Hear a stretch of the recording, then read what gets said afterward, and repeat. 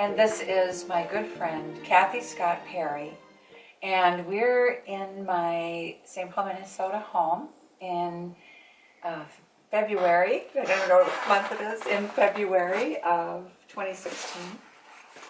And we're finally getting a dialogue together after many years of good conversation. One of the things that's been on my mind an awfully lot in thinking about talking to you is the Course in Miracles conference that's coming up.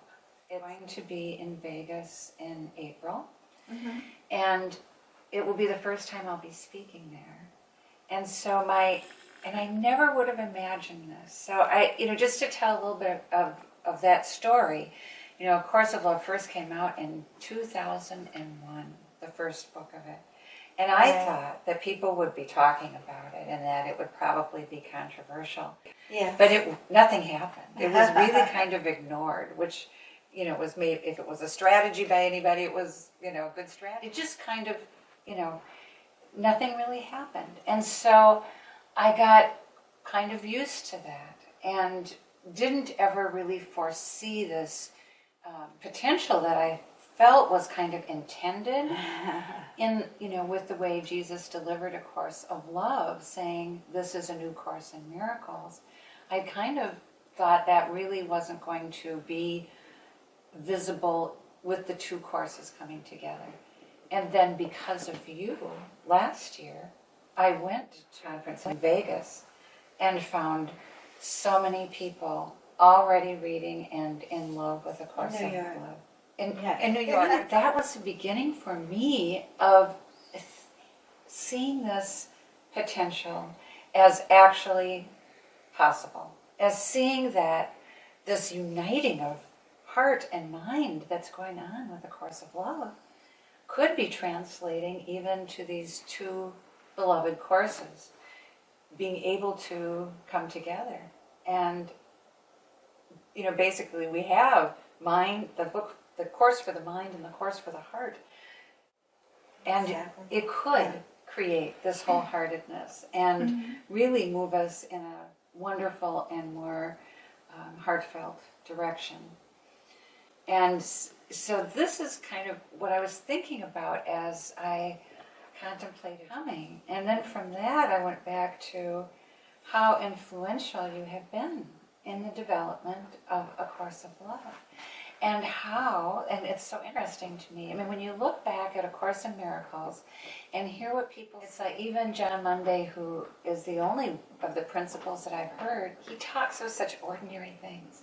I remember him talking about his dating life, at the time. Exactly. So it's like in our ordinary day-to-day lives, we have no idea of the significance that's coming from it. But now looking back at just 5 years of our friendship, which really started in 2011 when you invited me to the Miracles in the Mountains conference.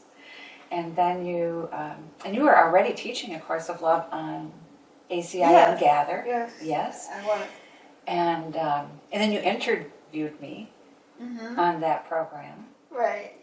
And then this conference that I eventually came and spoke with was influential in my new publisher discovering. Meeting the publisher. Yes. Right, exactly. So, and then, of course, finally leading to the Course in Miracles conference where you were speaking last year in New York, and you had a table to share your wares, and you said, Mari, I think you could probably use my table. And so so you've had this in the last 5 years. And it's been a significant influence. So many other things to talk about, but I want to thank you for that. And I know when you first introduced yourself to me, you said that you worked in promotions of spiritual leaders or something like that, and you've promoted some very influential. And I think that this must mean that you have some definite vision, some foresight into works that are moving people along. And so I just invite you to start to talk to me about anything. But this, there's so many facets of your life that are interesting. Well, thank you. Thank you. That's very sweet of you. when you were talking, I was thinking how easy that was, how it just flowed, and how I really had no intentions about it. It just happened. Yeah. This, the thought, the activity presented itself, and I had the idea, and then I would approach you or approach Glenn, your publisher. And that's kind of like how everything else happened when I started producing events. And I started out going to them, and then I volunteered, and then I started producing them myself, and it just all happened naturally. Or, and everything to me was just guided by the Holy Spirit. And then it was very exciting that I brought Mary Ann Williamson in. I was producing a church near Austin, Texas, that I helped start, actually, a Unity church. And I wanted to help the church, and I wanted to bring these people in, basically, just to be helpful for the people there. But they just grew, and I promoted everywhere. The church was very small, so I had to promote as far and wide and try to get as many people as I could. And it just grew. And one time after I brought in Don Miguel Ruiz, somebody said to me, "Who's next?" I said, Neil Donald Walsh. I was just joking. I didn't know him. 2 weeks later, his agent called. So then we had Neil Donald Walsh. So everything, and then I started producing Course in Miracles conferences. Everything just kind of flowed. And I push it. I mean, right now, I don't have anything on my plate. But that's okay, because I have other things I'm doing. Right. Something to happen out here that shows me this is the direction I should go in, or for a path to open up. And like with you, it just seemed like this is where A Course of Love should be.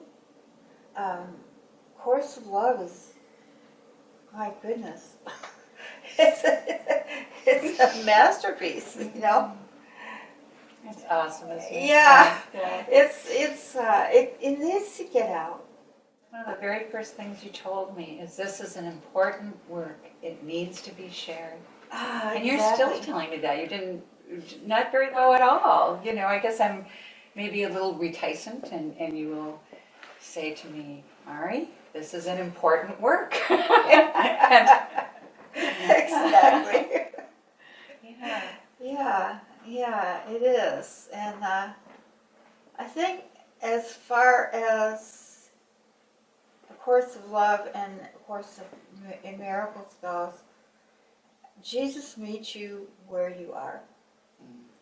And Helen was an intellectual. Not saying that you're not. Oh. Yeah, I know exactly what you mean. Yeah. A Course in Miracles was given to an intellectual for intellectuals. Yes. And that's very hard for some people. You have to stick with it in order to understand it. And a lot of people get to that point where they just can't stick with it anymore. You get to a certain point where it does get easier. It's like peeling the layers of an onion. You have to just keep experiencing and keep the understanding comes little by little as you experience it. It also is very heavy. It's very much from the head. And you come from the heart. You're a very loving person. A Course of Heart. That's where A Course of Love comes in. And I love this, what it says in A Course of Love, where it says exactly that. Course in Miracles is for the mind, for the head. It also tells you about the ego. This isn't, I'm obviously not quoting. I'm making up a whole new course of law. But that's part of it. Right. We say this course in our own language. There's no right or wrong way, right? It tells you the story of the ego, the Course does. And it dislodges the ego. But then what you do with it, it's like in the Bible. It says when you sweep your house out of the evil spirits, you have to close the windows. So, nothing else comes in. So what comes in when you get rid of the ego, then love, the heart, then you come to love with the heart. So that's where A Course of Love comes in. That is my feeling. And I think it's a companion course. That's what I heard somebody say about, it's called a Miracles Companion Course.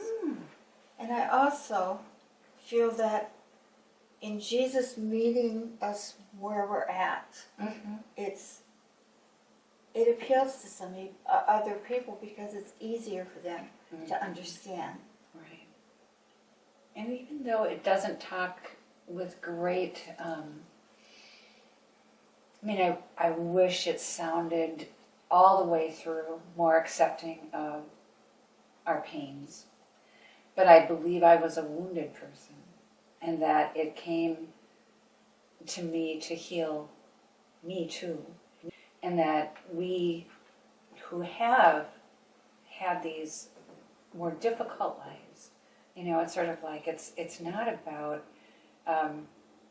that place where you want to deny those things. It's about really feeling and healing those hurts that we've had, and that really make us the loving and compassionate people that we are. I think that's a big part of why Me Too in a way is that, I needed love. I needed that healing power and that acceptance of myself too in A Course of Love. But I know for you also, you've had... Well, I was going to say, I think we're all wounded in some respects. Yeah, you're right. All of us are. Good. But I guess some lives have been more intense than others. And I think, I know several scribes, as I call them. And each one says that the books that they scribed was for them. And that was something that was really hard for me to understand. Why would Jesus or the Holy Spirit or, come just for one person? I couldn't understand that, And... How did you reconcile it? Right. Yeah. Exactly. But that's why once that person who you call the first receiver, who you say you are the first receiver, learns what they're to learn, or, I guess you can't ever exactly learn everything. Then that gets out to the world. That has to get out to the world. Because in the larger scheme of things, it's really not just for you. Oh, of course not, no. But it only takes one person. We build world upon world upon world just with our thoughts. We don't even know that. How Alan Watts says you can't shift a finger or you can't move a finger without shifting the whole world. So I guess that would make sense. I mean, how do you feel? How do you feel about that? I've seen it sort of in my own life, that it's that what's personal is also most uniting.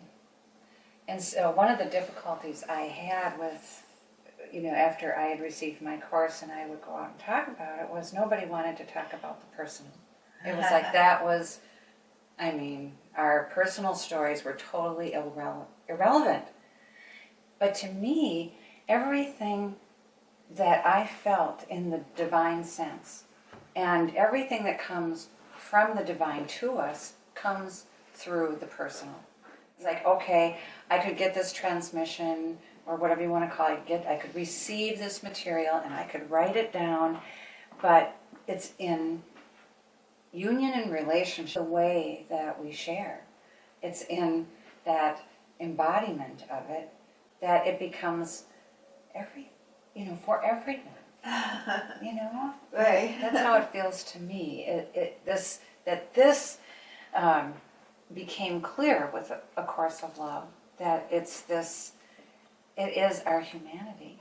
It is in the heart is really about this human experience as well as about divine love. It's like when you fall in love, that's heart, mind, soul, body. When you see a sunrise and that awe, it's heart, mind, soul, body. You know what I mean? It's this whole experience.